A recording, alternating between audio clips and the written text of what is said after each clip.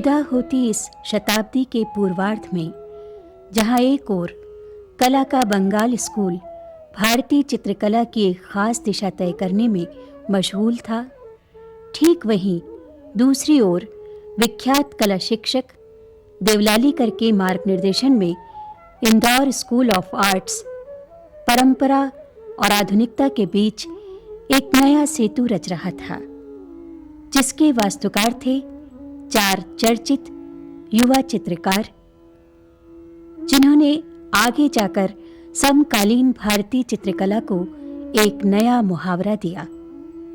ये थे DJ Joshi, NS Bendre, मकबूल फिदा हुसैन और विष्णु चिंचालकर।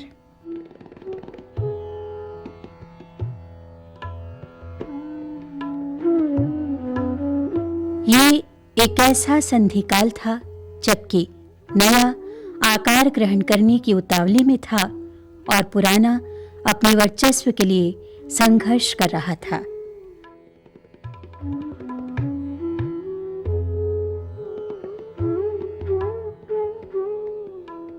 कदाचित यहीं से लगभग चारों ने अपनी अपनी चुनौतियां चुनी और अलग अलग तथा दूर दूर हो गए।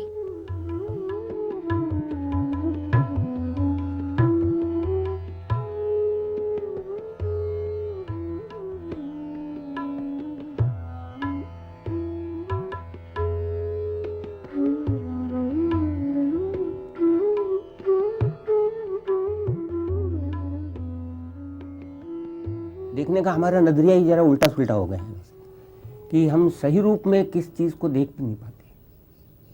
जो दिखाया जाता है वो देखते हैं, लेकिन जो दिखने लायक चीज़ है उसको हम देखते ही नहीं। जो कुदरत ने बना के रखी है उन चीज़ों को हम नज़रअंदाज करते हैं। हमने जो बनाया है, क्योंकि इसमें हमारा अहम जुड़ा हुआ रहता है ना, हमने जो बनाया है वो हम देखते हैं, लेकिन प्रकृति ने जो कुछ बना के रहा है उसको कोई देखता नहीं। तो मेरा निरंतर प्रयास यही रहा कि प्रकृति में जो ऐसी छिपी हुई चीज़ें हैं उन्हीं चीज़ों को लोगों के सामने रखें। हर मौलिक कलाकार के भीतर एक जादुई भाषा रचने का आंतरिक उन्माद होता है और वही उन्माद उसे जोखिम उठाने के लिए उकसाता भी है। उन्होंने रंग को एक जानी और जी हुई जगह से छोड़कर नितांत दूसरे स्तर पर पाने की कोशिश की, तथा जिसने निसंदेह अपने समय के कलाकारों तथा कलापारखियों को एक चाक्षुष विस्मय से भर दिया।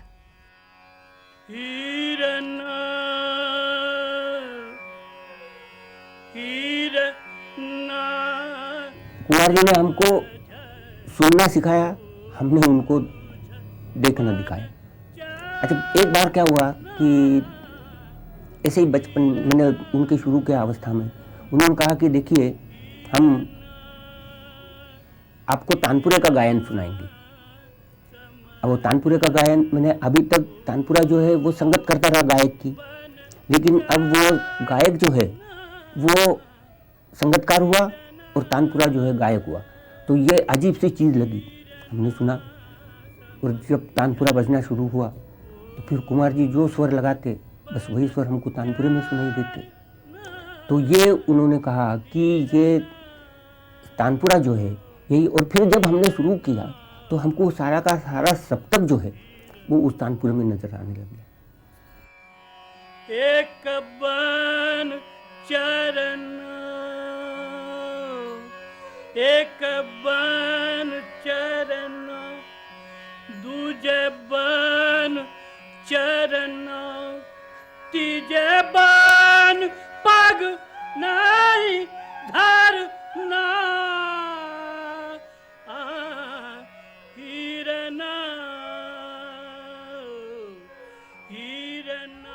विष्णु चिंचालकर ने उस राजमार्ग की तरफ इरादतन पीठ फेर ली जो प्रसिद्धि के समीप सीधा ले जाता है, बल्कि आसान और सुविधापूर्ण मार्ग के बजाय एकांत पगडंडी चुन ली। भाई एक तो वो जो रास्ता है वो तो एक किसी ने बना बनाया रास्ता है, उस रास्ते से जाना। हाईवे अपन जिसे कहते हैं, राजमार्ग, वहाँ से हटकर हमने अब पगडंडी अपना ली। अब राजमार्ग जो है वो क्या है कि जहाँ वो तो बना बनाया है, यहाँ से निकलेंगे तो फलाने जगह पहुँचेंगे, ये निश्चित है, और उसी रास्ते से हमको जाना है। पर आज हम देखते हैं कि राजमार्ग की अवस्था ये है कि न जाने कितनी सारी चीज़ें उसमें हैं। वो हवाई मैंने अपना वो अपने वो ट्रेन है, मोटर है, गाड़ी है, मैंने साइकिल है, ट्रक से, ये आवाजाही चलती रहती है। अच्छा, इनमें हाईवे में क्या है कि कंपटीशन लगी रहती है। अच्छा, मिलने वाले जगह क्या है तो वही आपको मिलेगा, पेट्रोल पंप मिलेगा, वो होटल्स मिलेंगे, ढाबे मिलेंगे, बस यही चीज़ें मिलती जाएंगी।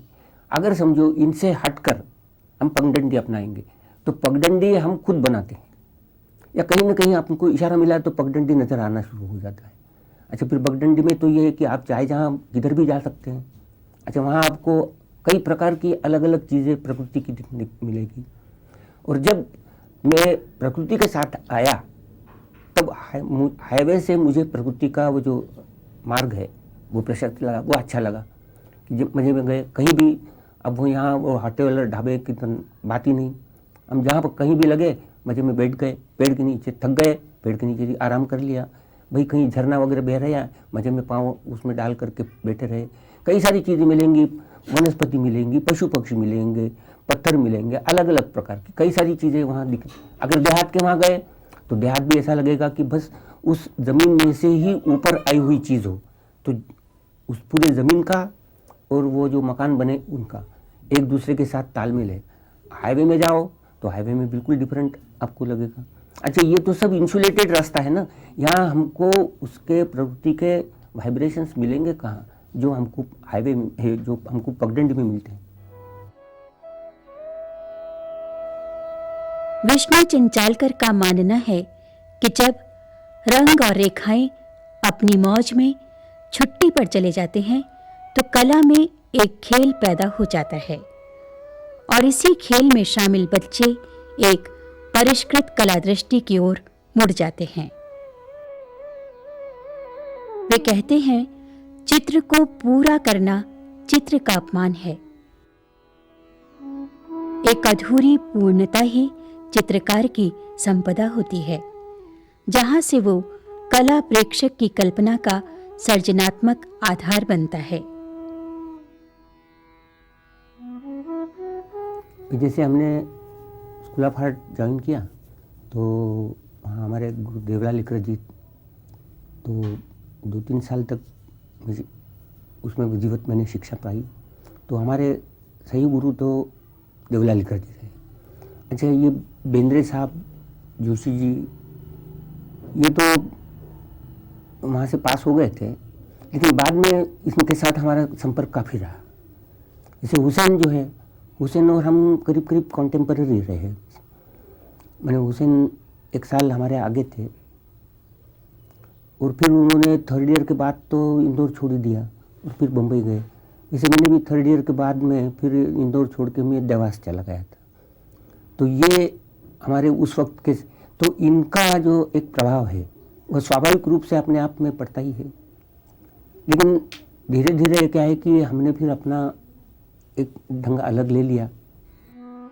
विष्णु चिंचालकर का एक चिर परिचित तर्क है कि कलाकार कोई विशेष व्यक्ति नहीं होता, मगर यह भी सच है कि हर व्यक्ति अपनी सामान्यता में एक कलाकार होता है, जो अगर चाहे तो अपनी रोजमर्रा की जिंदगी में शामिल होने वाली साधारण सी चीजों को कला रूप में तब्दील कर सकता है। ये खोज परक दृष्टि बहिष्कृत चीजों को आत्मीयता के साथ पुकार कर उन्हें एक नए रूप में प्रतिष्ठित कर देती है। विष्णु चिंचालकर के घर के स्वागत कक्ष में विराजमान है ऐसी ही बेदखल चीजें अपने कायांतरण के बाद।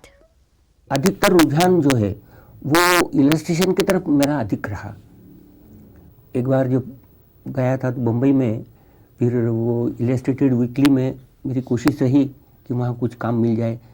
अच्छा, इसके दरमियान हम स्केचेस वगैरह करते रहे, तो स्केचेस भी सब रियलिस्टिक्स टाइप के होते थे। तो मैं इलस्ट्रेटेड वीकली में मैं उनसे मिला था। उस वक्त वो माइकल ब्राउन वहाँ के एडिटर थे। तो मैंने अपने स्केचेस और कुछ चित्र जो बनाए थे वो उनको दिखाए, उनको पसंद आए। उन्होंने पट से कहानी मुझे दी। हालांकि वहाँ स्टाफ में तो मेरी कोई गुंजाइश नहीं थी, लेकिन छुट्टे रूप से उन्होंने कहा कि मैं आपको कहानी देता हूँ, आप इलस्ट्रेट करके लाइए। मैंने कहानी इलस्ट्रेट करके दी, उनको पसंद आई, लगा कि उन्होंने दूसरी कहानी दे दी। तो इस तरह से करीब 2-3 महीने तक हमारा वो चलता रहा। फिर बाद में छोड़ दिया, ये बात अलग है। लेकिन इलस्ट्रेटेड वीकली के इसमें कवर भी बनाए मैंने, कुछ कहानियाँ भी लिखी है, कहानियाँ भी इलस्ट्रेट की। तो वो मेरा एक बड़ा अच्छा माध्यम रहा।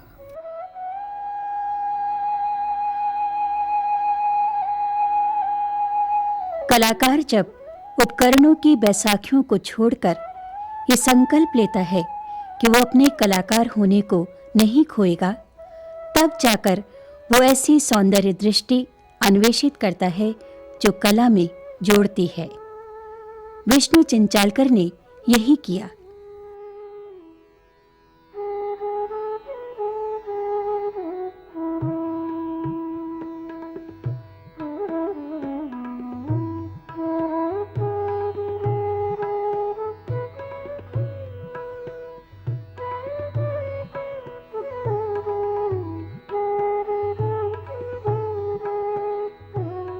पहला मैंने प्रयोग जो किया, जो प्रदर्शित किया गया, वो था जो प्लाईवुड की चिप्स निकल आती है और वो जो एक बेकार माना जाता है।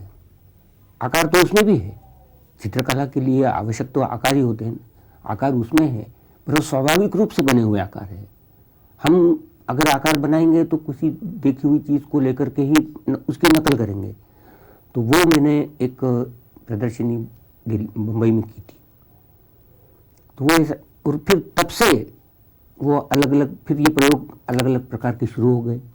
फिर वो प्रकृति आई, फूल है, पत्तियां हैं, इन चीज़ों को लेकर के उनमें आकार ढूंढ करके और उन आकारों को इस ढंग से सजाना कि वो एक प्रत्यक्ष चित्र बन जाए। अब जैसे एक लिली का फूल है, सूख गया, सूखने के बाद वो लटक गया। अब मैंने जब उसको उठाया तो उसको चारों तरफ से घुमा करके जब देखा, पता लगा कि ये तो एक उड़ता हुआ पक्षी है। तो हमने वो पक्षी वहाँ, वो फूल जो है वो चिपका दिया। पत्ते, अलग अलग पत्ते, फूल, ये भी अपने आप में, अगर एक समझो पत्ता है तो वो पत्ता पूरे एक पेड़ का एक मिनिएचर फॉर्म होता है। तो उसका हमने प्रयोग किया।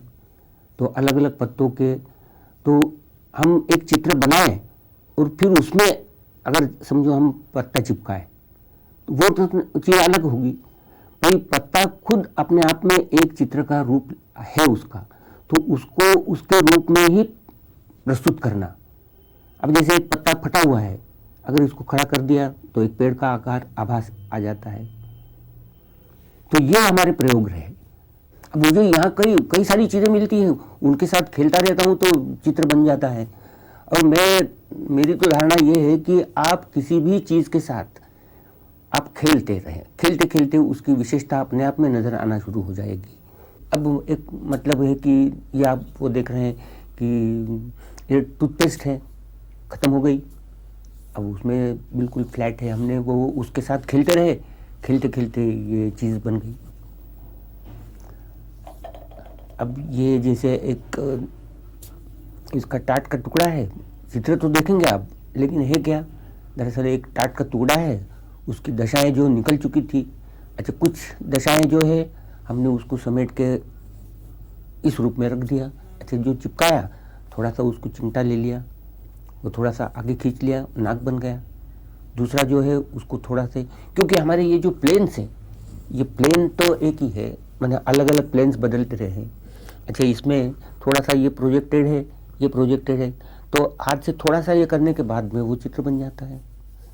अब ये जैसे वो बस्तर का एक वो घोड़ा कहिए, कोई एक जानवर आता है, वो देखा हुआ रहा।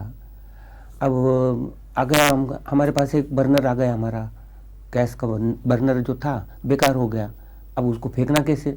उसको हमने देखा तो बराबर उस बस्तर के उसके जैसे ही उसमें आकार मिल गया। तो जो पुराना आकार हमारे दिमाग में है उसी के अनुरूप अगर कहीं दूसरा आकार हमको दिखाई देता है तो हम दोनों की एक दूसरे के साथ मिलाने की कोशिश करते हैं। अब वो जो बस्तर का देखा हुआ था और ये बर्नर देखते देखते ही हमको उसकी याद आ गई, तो ये उसका रिप्लेसमेंट हो गया। ये हमारी जाली जो है टूटी हुई, उसकी कुछ रेशाएं निकल गई थी, कुछ तार निकल गए। अच्छा, हमने उनको थोड़े से तार और निकाल दिए क्योंकि हमको एक उसमें चित्र की संभावना नज़र आई। हमने उनको लपेट के रख दिया। तो वो साधु महाराज हो सकते हैं, कोई बैरागी हो सकते हैं, रविन्द्रनाथ टैगोर भी हो सकते हैं। ये तो देखने वालों की नज़र पर निर्भर करता है। उन्हें कला अकादमियों और सत्ताओं ने सम्मानित किया, शिखर सम्मान दिए गए, मगर वे उससे संतुष्ट नहीं हो पाए। वे मानते हैं कि शिखर पर पहुंचा हर आदमी अकेला है, आसमान की तरह। आसमान का अर्थ सब कुछ को समेटकर अकेला रह जाना ही तो है। मगर अपने एकांत शिखर पर वे अकेले जरूर हैं, एकाकी नहीं, क्योंकि शिखर पर होते हुए भी उनका जमीन से रिश्ता टूटा नहीं है और वे अपनी जिंदगी के जद्दोजहद के जंगल में समझ बूझ कर ही चलते रहे हैं, अपनी बनाई हुई पगडंडियों के सहारे।